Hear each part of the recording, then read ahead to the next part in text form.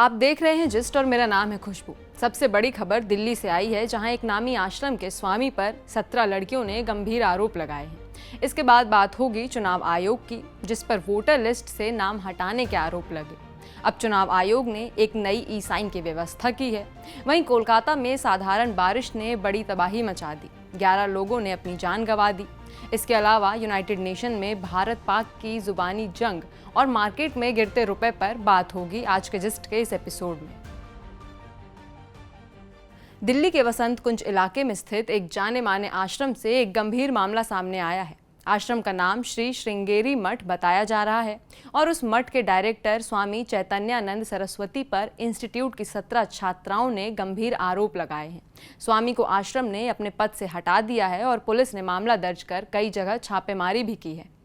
फिलहाल स्वामी फरार है और उसकी तलाश जारी है। पुलिस के मुताबिक आरोपी का पुराना नाम स्वामी पार्थ सारथी रहा है और वो ओडिशा का रहने वाला बताया जा रहा है। वो करीब 12 साल से आश्रम में रह रहा था और संस्थान के ऑपरेटर तथा केयरटेकर जैसे काम देख रहा था।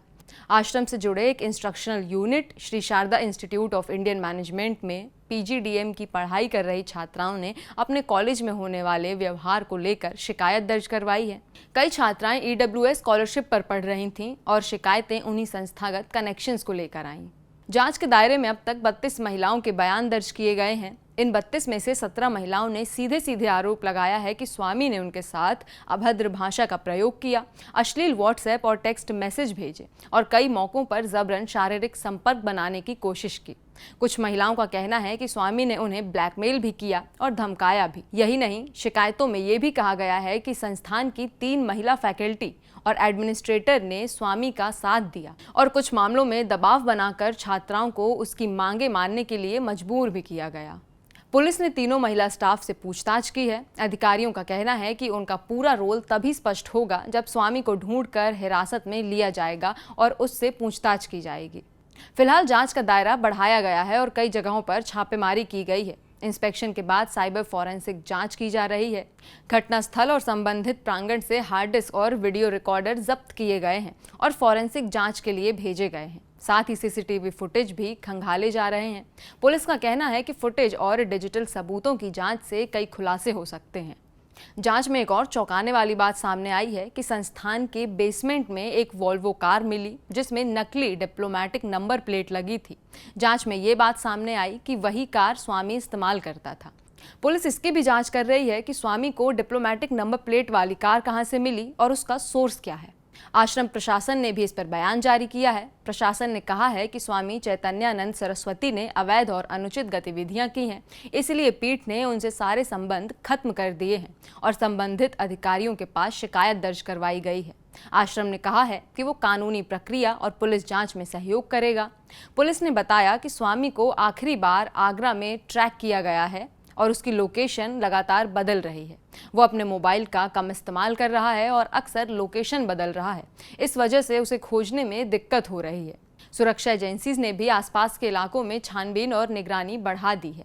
ये पहला मामला नहीं है जिसमें स्वामी पर आरोप लगे हैं। रिकॉर्ड में 2009 में डिफेंस कॉलोनी में धोखाधड़ी और छेड़छाड़ का एक केस दर्ज होने का जिक्र है और 2016 में भी वसंत कुंज में एक महिला ने उसके खिलाफ छेड़छाड़ की शिकायत दर्ज करवाई थी। ऐसे पिछले आरोपों की पृष्ठभूमि मौजूद रहने के कारण जांच में अब सबूतों और आरोपों दोनों पर खास ध्यान दिया जा रहा है। पुलिस का कहना है कि जांच अभी प्रारंभिक चरण में है, लेकिन डिजिटल सबूतों, बयानों और साक्ष्यों के आधार पर आगे की कार्रवाई तय होगी। बढ़ते हैं अगली खबर की तरफ। चुनाव आयोग ने वोट चोरी के आरोपों के बाद ECI नेट पोर्टल और ऐप पर नया ई साइन फीचर लागू कर दिया है। ECI नेट पोर्टल चुनाव आयोग का ऑनलाइन पोर्टल है, जहां से चुनावों से जुड़ी सारी जानकारी, फॉर्म और रिपोर्ट देखी और इस्तेमाल की जा सकती है। इसका मकसद है ऑनलाइन वोटर रजिस्ट्रेशन, नाम हटाने, बदलने और सही करने जैसी प्रोसेस में वेरिफिकेशन जरूरी होगा।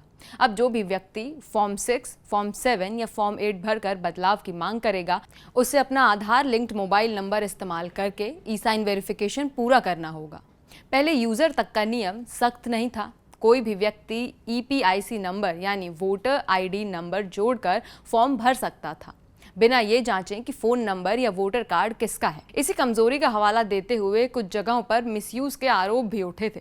कर्नाटक के आलंद में राहुल गांधी ने प्रेस कॉन्फ्रेंस में इस तरह के ऑनलाइन फॉर्म के मिसयूज का आरोप लगाया था कि हजारों वोटर नाम हटाने की कोशिश की गई और असली मतदाताओं की पहचान के बिना फॉर्म फाइल किए गए। कैसे होगा ये प्रोसेस पूरा? जब कोई यूजर चुनाव आयोग में अपना नाम हटाने के लिए आवेदन करेगा तो उसे ECI नेट पोर्टल पर फॉर्म भरने के बाद ई-साइन पोर्टल पर भेज दिया जाएगा। वहां पर आवेदक को अपना आधार नंबर देना होगा और उस आधार से जुड़े फोन नंबर पर OTP जाएगा। फिर आवेदक को आधार बेस्ड ऑथेंटिकेशन के लिए सहमति देनी होगी। OTP वेरिफिकेशन और सहमति मिलने के बाद ही फॉर्म ECI नेट पर वापस भेजा जाएगा और रिकॉर्ड बदलना संभव होगा। इस प्रोसेस का उद्देश्य ये है कि फॉर्म भरने वाला वही व्यक्ति हो जो वोटर कार्ड में दर्ज नाम का असली धारक है और मोबाइल नंबर भी उसी आधार से लिंक होना चाहिए। इस कदम से उन संभावित मिसयूज को कम किया जा सकता है जिसके आरोप विपक्ष चुनाव आयोग पर लगा रहा है। चुनाव आयोग ने बताया है कि फॉर्म 7 में कोई बदलाव नहीं किया गया है। नया बदलाव ये है कि अब फॉर्म सबमिट करने के लिए ई-साइन जरूरी होगा। सरकारी सूत्रों का कहना है कि ये कदम ट्रांसपेरेंसी बढ़ाने और मिसयूज कम करने की तरफ एक बड़ा कदम है। ECI नेट के माध्यम से मतदाता ऑनलाइन फॉर्म भर सकेंगे और चुनाव अधिकारी उन्हें प्रोसेस कर सकेंगे। और अगली खबर है कोलकाता से। कोलकाता में रात भर हुई जोरदार बारिश ने शहर की रफ्तार जैसे धीमी कर दी हो। 24 घंटे में दर्ज हुई ये बारिश 1986 के बाद सबसे ज्यादा बताई जा रही है और इससे शहर के कई हिस्से जलमग्न हो गए हैं। रिपोर्ट्स के अनुसार इस भारी बारिश में अब तक 11 लोगों की मौत हो चुकी है। बारिश के बाद कई इलाकों में पानी भरा हुआ है। Bidhan Nagar, Jodhpur park, MG road, Ballygunge, Rabindra Sadan और कई अन्य जगहों पर वाटर लॉगिंग की तस्वीरें देखने को मिली। कई जगह तो घुटनों तक पानी भरा हुआ है और लोग उसमें चल रहे हैं। पानी निकालने के लिए पंप लगाए गए पर कुछ लो लाइंग इलाकों में पानी देर तक रुका रहा। बिजली वितरण कंपनी CESC ने सार्वजनिक सुरक्षा को ध्यान में रखकर कुछ जिलों में सप्लाई बंद करने की घोषणा की। उन्होंने कहा कि एक्स्ट्रा वाटर लॉगिंग के कारण जंक्शन बॉक्स और मीटर पर पानी पहुंच गया था और इसीलिए प्रभावित इलाकों में बिजली कटौती की गई। दुर्गा पूजा से ठीक पहले ये बारिश पंडाल आयोजकों के लिए बड़ी चुनौती बन गई। कई पंडालों की आखिरी तैयारी पर पानी ने असर डाला और कुछ जगहों पर पंडाल के सामान को नुकसान पहुंचा है। फोरम फॉर दुर्गोत्सव के जनरल सेक्रेटरी ने कहा कि ये समय हमारे लिए बड़ा सेटबैक है और कई पंडालों की तैयारियां प्रभावित हुई हैं। जापुर जयश्री दमदम क्लब में पंडाल का एक हिस्सा बारिश में खराब हो गया। आयोजक बता रहे हैं कि लकड़ी और प्लाईवुड के बने सामान भीग गए और समय में मरम्मत का काम कठिन हो गया। मेयर फिरहद हकीम ने कहा कि शहर में उन इलाकों में जलभराव देखा जा रहा है जिनमें ड्रेनेज सिस्टम ठीक से काम नहीं कर रहा। उन्होंने बताया कि कुछ पॉइंट्स पर झील का पानी बाहर आकर सदन एवेन्यू तक फैल गया। मेयर ने कहा कि पंपिंग स्टेशन काम कर रहे हैं पर सीमित क्षमता से, इसीलिए सब जगह तत्काल काबू नहीं पाया जा सकता। उन्होंने लोगों से कहा कि अगर आगे बारिश नहीं हुई तो कुछ ही दिनों में हालात नियंत्रण किए जा सकेंगे। राजनीतिक मोर्चे पर भी इस मुद्दे को लेकर हमला तेज हुआ। विपक्ष ने नगर निगम पर लापरवाही के आरोप लगाए। बीजेपी ने कोलकाता म्युनिसिपल कॉर्पोरेशन पर भ्रष्टाचार और सर्विस फेल्यूर के आरोप लगाए। इस पर मुख्यमंत्री ममता बनर्जी ने अपील की कि इस मुश्किल समय में सियासत न हो और प्राथमिकता राहत एवं सुरक्षा को दी जाए। शहर में सुधार और राहत कार्य जारी है। जल निकासी के प्रयास, पंपिंग संचालन और प्रभावित परिवारों के लिए आवश्यक मदद मुहैया कराई जा रही है। संगठनों और प्रशासन ने कहा है कि वो पंडालों तथा संरचनाओं की सुरक्षा के लिए अतिरिक्त कदम उठाएंगे। अब बढ़ते हैं अगली खबर की तरफ कि UN में पाकिस्तान को लेकर भारत ने क्या कहा। संयुक्त राष्ट्र मानवाधिकार परिषद के सत्र में भारत और पाकिस्तान के बीच तीखी बहस हुई। भारतीय प्रतिनिधि क्षितिज त्यागी ने कहा कि पाकिस्तान अपने ही लोगों पर बम गिरा रहा है। भारत के ये आरोप खैबर पख्तूनख्वा के मात्रेदारा गांव पर हुई हवाई हमले को लेकर हैं, जिसमें स्थानीय रिपोर्टों के मुताबिक करीब 30 नागरिक मारे गए और कई लोग घायल हुए। बताया जा रहा है कि पाकिस्तान एयरफोर्स ने रात के समय चाइनीज J-17 फाइटर जेट से 8 LH-6 बम गिराए। हवाई हमले की टाइमिंग भी ऐसी थी जब लोग सो रहे थे और इस हमले में महिलाएं और बच्चे भी मारे गए। भारतीय प्रतिनिधि ने कहा कि पाकिस्तान को इस मंच का दुरुपयोग बंद करना चाहिए और पहले अपनी अंदरूनी चुनौतियों पर ध्यान देना चाहिए और अर्थव्यवस्था जैसी समस्याओं पर ध्यान देना चाहिए। त्यागी ने आगे कहा, एक ऐसा दल जो इस सोच के बिल्कुल उलट है, इस मंच का लगातार दुरुपयोग करता है और भारत के खिलाफ बेबुनियाद और उकसाने वाले बयान देता रहता है। हमारी ज़मीन पर नज़रें डालने के बजाय उन्हें चाहिए कि वो भारत के उस इलाके को खाली करें जो उन्होंने गैरकानूनी तरीके से कब्जा कर रखा है, और ध्यान दें अपनी सांसें टूटती अर्थव्यवस्था को बचाने पर, उस राजनीति पर जो सेना के कब्जे में है, और उस मानवाधिकार रिकॉर्ड पर जो उत्पीड़न से दागदार है। शायद ऐसा तब हो पाए जब वो आतंकवाद को बढ़ावा देने, यूएन द्वारा प्रतिबंधित आतंकियों को पनाह देने और अपने ही लोगों पर बम गिराने से फुर्सत पा लें। स्थानीय स्तर पर भी इस हमले को लेकर बहुत गुस्सा है। लोग विरोध कर रहे हैं। खैबर पख्तूनख्वा के सीमावर्ती और पहाड़ी इलाकों में पहले से ही आतंकवादी गतिविधियों को लेकर तनाव रहा है, और इस तरह की हवाई कार्रवाई ने स्थानीय लोगों की सुरक्षा पे बड़े सवाल खड़े कर दिए हैं। ह्यूमन राइट्स ग्रुप और स्थानीय नेताओं ने निष्पक्ष जांच की मांग की है। पाकिस्तान के अंदर भी इस घटना को लेकर नाराजगी है और सवाल उठ रहे हैं कि किस तरह नागरिकों को निशाना बनाया गया। इस मुद्दे पर अंतर्राष्ट्रीय समुदाय की भी निगाहें टिकी हुई हैं। और अगली खबर शेयर मार्केट से जुड़ी है। बाजार में आज रुपया डॉलर के मुकाबले 88.80 के स्तर तक पहुंच गया। ये स्तर रुपए के ऑल टाइम लो के करीब है। एक्सपर्ट्स बताते हैं कि रुपए की गिरावट आगे भी देखी जा सकती है। अमेरिका की तरफ से बढ़ाए गए टैरिफ और H-1B वीज़ा फीस में हुई बढ़ोतरी को निवेशक नकारात्मक रूप से देख रहे हैं। इंटरबैंक फॉरेक्स में रुपया 88.80 पर खुला, जबकि कुछ समय में ये 88.71 तक भी गया। बैंकिंग और विदेशी मुद्रा विशेषज्ञों का कहना है कि निर्यातकों की मदद के लिए RBI रुपए के कुछ कमजोर होने की स्थिति सहन कर सकता है। कुछ विशेषज्ञ ये भी अनुमान लगा रहे हैं कि 89 का स्तर जल्द ही देखने को मिल सकता है। इक्विटी मार्केट में भी दबाव देखा। सेंसेक्स में गिरावट दर्ज हुई और निफ्टी भी नीचे आया। रिजर्व बैंक और नीति निर्धारक संस्थाएं बाजार की निगरानी कर रही हैं। फॉरेक्स और इक्विटी फंड फ्लो पर नजर रखकर अगले कदम लिए जाएंगे। फिलहाल निवेशक सतर्क मुद्रा में हैं और विदेशी नीति तथा वीजा टैरिफ से जुड़ी खबरों पर तेजी से प्रतिक्रिया दे रहे हैं। और आखिरी खबर लद्दाख से जुड़ी है। जिस लद्दाख को 2019 में केंद्र शासित प्रदेश बनाया गया था, लोगों को उम्मीद थी कि एक केंद्र शासित प्रदेश विकास की नई रफ्तार पकड़ेगा। वहां के लोग अब राज्य का दर्जा और संविधान की 6ठी अनुसूची में जगह की मांग कर रहे हैं। 24 सितंबर को लेह की गलियां जैसे जंग के मैदान में बदल गईं। लेह एपेक्स बॉडी के यूथ विंग ने बंद का आह्वान किया।